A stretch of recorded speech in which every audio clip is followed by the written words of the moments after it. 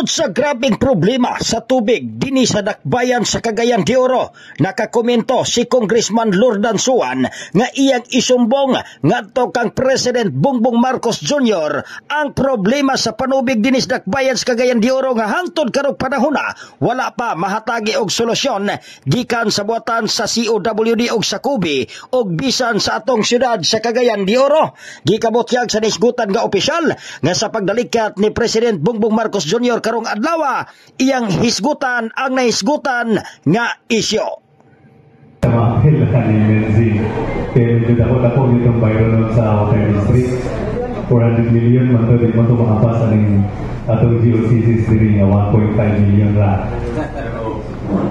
Hello. Pero paningkamutan na ito na mahangyo na ito, madala na ito niya atong problema kang Presidente.